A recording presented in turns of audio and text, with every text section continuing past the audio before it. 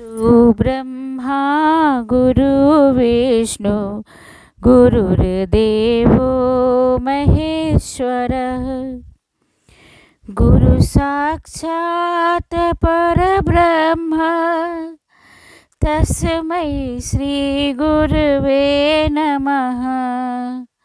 तस्मै श्री गुरुवे नमः।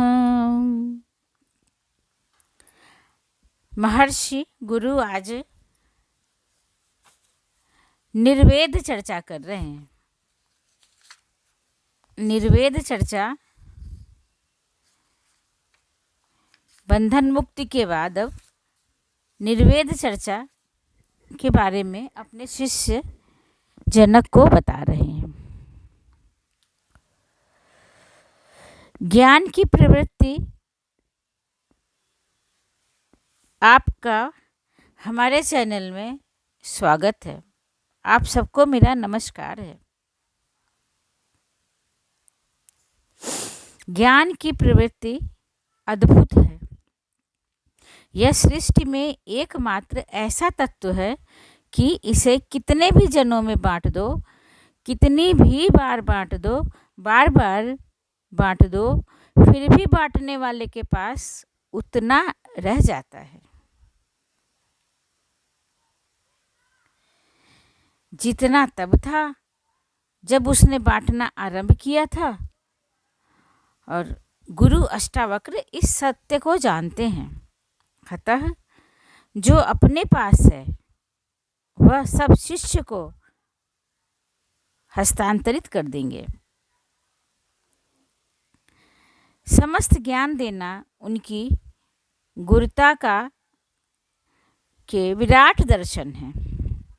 कोई अन्य गुरु होता तो इतने पर ही उठ खड़ा होता कि अब आवश्यकता नहीं रह गई, पर अष्टावक्र गुरु जी ज्ञान के नियम को जानते हैं। दीपक जला दिया, प्रकाश भी हो गया। अब उसे जलाया हुआ, प्रकाशित होता हुआ छोड़कर चले जाना सच्चे गुरु का काम नहीं है।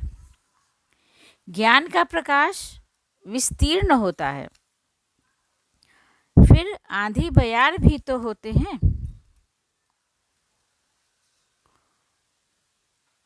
नौका चाहे कितनी भी बड़ी शक्तिशाली हो, पर उसमें एक छोटा सा छेद उसे डुबाने के लिए पर्याप्त होता है। खीर कितनी भी स्वादिष्ट बनी हो, पर उसमें गिरी हुई एक मक्खी उसे त्यागने योग्य बना देती है।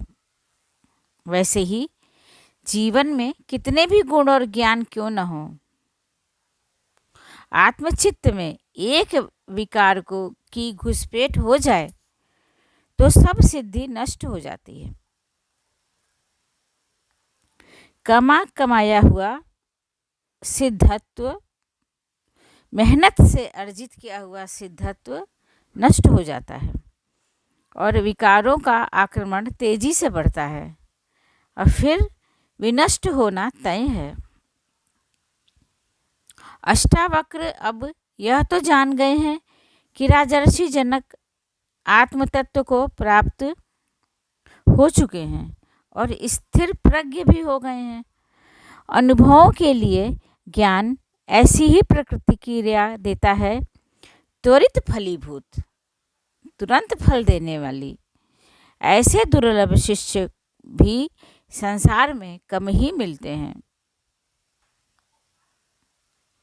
शिव जी ने तो किसी को शिष्य बनाया ही नहीं। अपनी पत्नी पार्वती जी को बनाना चाहा, लेकिन वह भी सो गई। तो शिष्य भी बड़ी मुश्किल से मिलते हैं। जो गुरु वाक्य को ब्रह्म वाक्य की तरह आत्मसात करते हैं और उसकी सुंदर व्याख्या भी। अष्टावक्र को ऐसा शिष्य मिलने पर अवश्य ही गर्व हुआ होगा। यह अलग बात है कि वे भाव रहित हैं। गुरु जल्दी से प्रसन्न होने वालों में से नहीं होते। अतः अपने भाव को प्रदर्शित कहाँ से करें?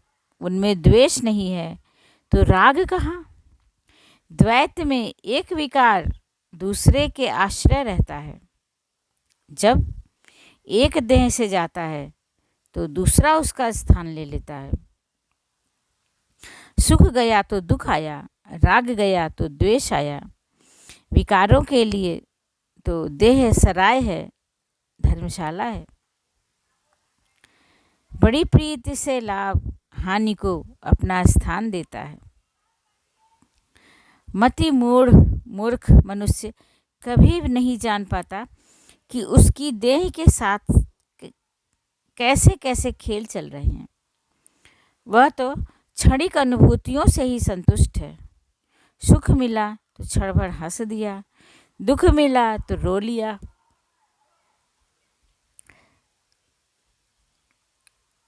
अष्टावक्र गुरु जी ने जनक को आत्मबोध करा दिया है कि राही मनवा दुख की चिंता क्यों सताती है, दुख तो अपना साथी है।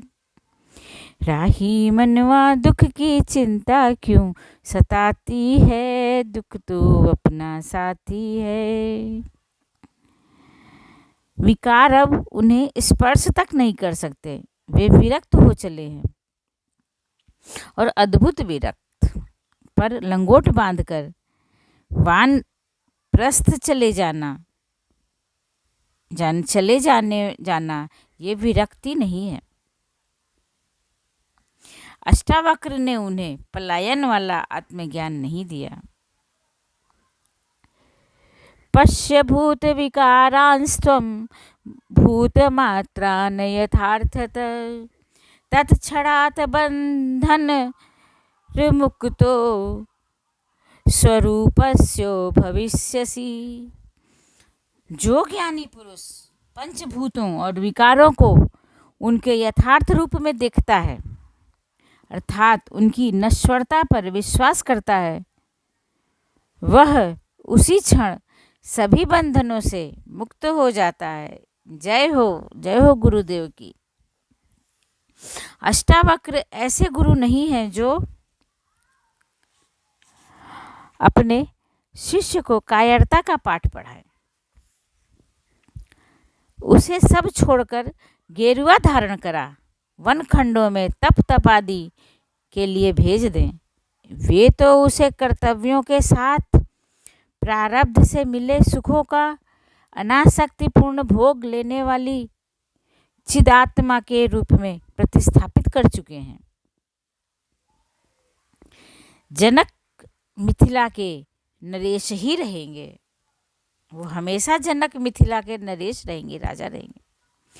प्रजा और परिवार का भली भांति संरक्षण करेंगे और राजमहल में रहते हुए राजयोचित भोग भी करेंगे, परंतु इनसे आत्मा को स्वयं से निर्लिप्त रखेंगे। देह क्या कर रही है, ये शरीर क्या कर रहा है, इससे उनका कोई प्रयोजन नहीं। उसके कर्मों और कर्मफलों से उनको निरंजन आत्म जागृति अस्पृश्य रहेगी, अछूती रहेगी। अष्टावक्र यह सब आभास कर चुके हैं कि जनक पूर्ण हो गए हैं, चैतन्य को प्राप्त हो गए हैं। अब किंचित मात्र भी आशंका नहीं है। प्रज्ञावान जनक सार से असार की ओर लौटे। तो क्या गुरुदेव का प्रयोजन सिद्ध हुआ? ये प्रश्न मन में आता है।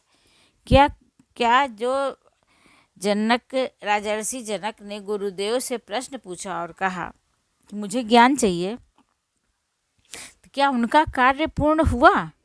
क्या गुरुदेव का प्रयोजन सिद्ध हुआ? अब ज्ञान चर्चा नहीं होगी, ऐसा नहीं है। अष्टावक्र संपूर्ण है तो शिष्य को आधा अधूरा कैसे छोड़ दे? वे ऐसे गुरु नहीं हैं जो शिष्य से बचाकर कुछ अपने लिए रखें। कहावत है ना, गुरु रह गए चेला शक्कर हो गए। ऐसे ये गुरु महर्षि, पहले के गुरु ऐसे नहीं होते थे। वैसे भी ज्ञान की प्रवृत्ति अद्भुत है। जैसे पिता अपने पुत्र से हार कर बहुत बड़ी खुशी को प्राप्त होता है, वैसे ही गुरु भी अपने पुत्र से, अपने शिष्य से शास्त्रार्थ में हार कर बहुत बड़ी खुशी का उसको अनुभव होता है।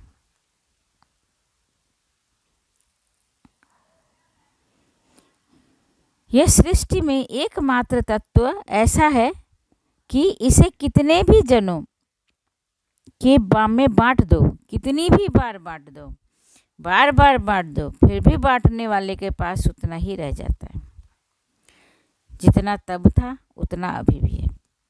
जब उन्होंने अष्टावक्र महर्षि इन सब सत्य को जानते थे और वह जो अपने पास है उसे शिष्य को हस्तांतरित कर देंगे। समस्त ज्ञान देना उनकी गुरुता का विराट दर्शन है।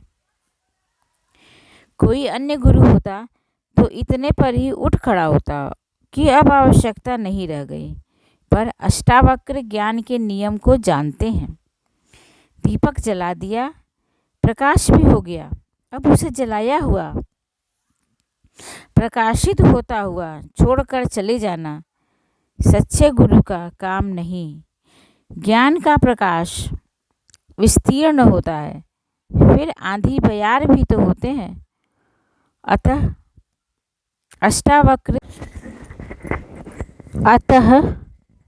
अष्टावक्र अपने समस्त ज्ञान को शिष्य के हृदय में उड़ेल कर पहले गुरु नियम का पालन कर रहे हैं। अब वे उस दुर्ग को और भी अभेद कर रहे हैं जो पहले मजबूत हो गया है। अब शत्रु का कोई भय नहीं रहा। फिर भी कुछ शेष रक्षा कवच हैं, कुछ और स्तंभ खड़े हो जाएं, कुछ साज सज्जा भी हो जाए, सात्विक प्रहरी नियुक्त कर दिए जाएं तो अधिक सार्थक होगा, अधिक सार्थक। इसीलिए अष्टावक्र महर्षि ज्ञान का दान दे रहे हैं, अपने शिष्य को ज्ञान का दान दे रहे हैं। कृता कृते च द्वंद्वानि कदा शांतानि कस्य वा एवं ज्ञात्वेह निर्वेदाद् भवत्याग परो व्रती। श्लोकों को हम कल से पढ़ेंगे। आज इतने पे ही विराम कर रहे हैं, जिससे जो है इतने पे ही विराम कर रहे हैं और आशा है आप लोग बहुत मन लगाकर सुन रहे होंगे। फिर कल इसी चैनल पर मैं आपसे फिर अष्टावक्र महागीता का निर्वेद पर करूँगी। उम्मीद है आप मस्त होंगे, व्यस्त होंगे, खुश होंगे, आनंद सहित होंगे, अपने परिवार में खुश होंगे। और ये इस ग्रंथ ज्ञान का, त्रेता युग का जो ग्रंथ ज्ञान है, इसका आप लोग सुन रहे होंगे, ध्यान लगा के सुन रहे होंगे। मेरा यही प्रयास है कि त्रेता युग के ग्रंथ या मुझे जो भी मिल जाए मैं उनको आप लोगों को सुना सकूं, और इसमें मेरा भी ज्ञानवर्धन हो रहा है और आपका भी ज्ञानवर्धन हो रहा है। इसी उम्मीद में कि आप सब लोग मुझे सुन रहे होंगे। कल तक के लिए, कल फिर अपने चैनल पर मिलूँगी। विराम करती हूँ। आप सभी लोगों को मेरा नमस्कार है, प्रणाम है।